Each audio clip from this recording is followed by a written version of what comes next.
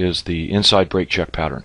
Okay, so first we establish a level, as we do with all of our patterns, with a bounce. Okay, that establishes the level. We then return or revisit the level, and a signal forms that completes a pattern. In this case, we break out.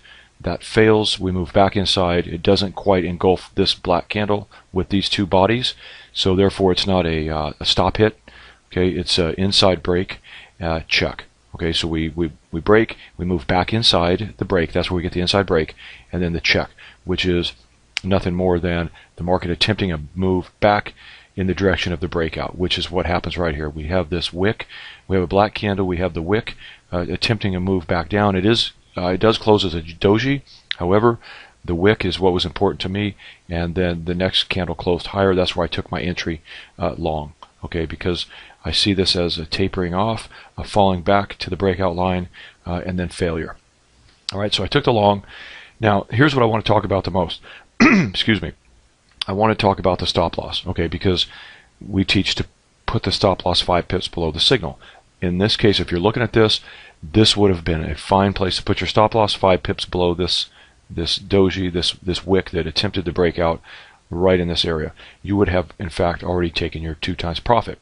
If you would have waited for this candle to close, which is the more conservative approach, because we move back and then there's the engulfing that engulfs all of these bodies, you would have set an entry for a pullback and targeted this area right here. You would have taken your pinning order right here on this candle somewhere. Okay, so if you would have taken the second chance entry, your stop loss would have also been below this candle. However, because I got in early, small candles, there's only 9 pips between the breakout line and here, I went ahead and put my stop 5 pips below this level here. And I did that because I was still able to maintain my 2 times profit target where? Beneath the zone. Okay, the zone is this bounce right here and this bounce right here.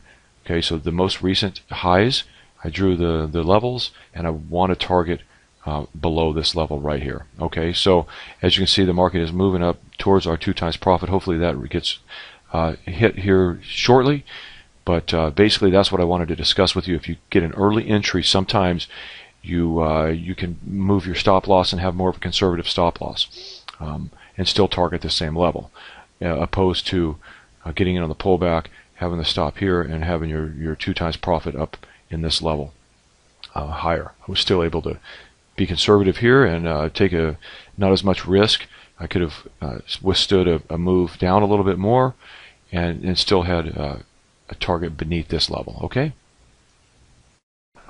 our 2 times profit target was reached, and the market has pushed back into our target zone and is now falling off. That's why I wanted to wait just a bit before I recorded, so that I can show you what happens, and I can stress a couple of points that I would like to get across here. First point, okay, when you find your signal and your pattern completes itself, you look back to an area of logical resistance right here, support or resistance. Right here is some resistance along this level. Okay, this was a bounce point right here. It was a stall point here. It was a bounce point here. Okay, so that's a level, and then you want to find your most recent bounce high, swing high, okay, if you will, right here. Okay, so that's the zone. Okay, and the important thing to remember is that when you target this zone, you want to target, in this case, the bottom range of the zone, or below it if possible. Okay, why do we not target, just pick the most recent high and target that? Okay, here's why. There's a lot of times that the market never reaches that. Right here, see, perfect example that it never reached this, it never broke through, tested. However, it did test the bottom range well up into the medium area, the medium range, okay, before falling off. Now, that's the first thing that I want to point out. That's why we target the outer range in our favor, closest to where we took the trade, the entry. Okay, this case would be the bottom area right in here. Now, second thing I want to point out is when you start with our system and you learn risk reward, we teach you 2 times profit, because if you can win 1 trade at 2 times profit, you can lose 2 more trades and be even. Okay, so you can win 1 and lose 2 and still be even. All right, if you start trading where you trail your stop, and at 1 times profit you go to you put it back to the entry. Look what happened here. If we traded this right here, we would have put our stop when we hit the 1 times profit margin, we would have moved our stop up, possibly getting taken here. When we move to the 2, we move it up to the 1. Okay, look at where the market's headed now. They know where the stop loss orders are. They're moving down into this range. They move down into this range. They tried to take them for the trailing stop traders here. At this point, they move back down. They're taking them from the trailing stop traders here that are targeting this level. Okay, I'm sure that once the market moves down, takes these stop orders, we're going to see it push back up to this level. That's my guess. You never know. It could provide some type of a pattern down here and move down. Okay, that's why we don't speculate like that. We see the pattern form, we wait for the signal, and we make the trade with 2 times profit. Okay, target.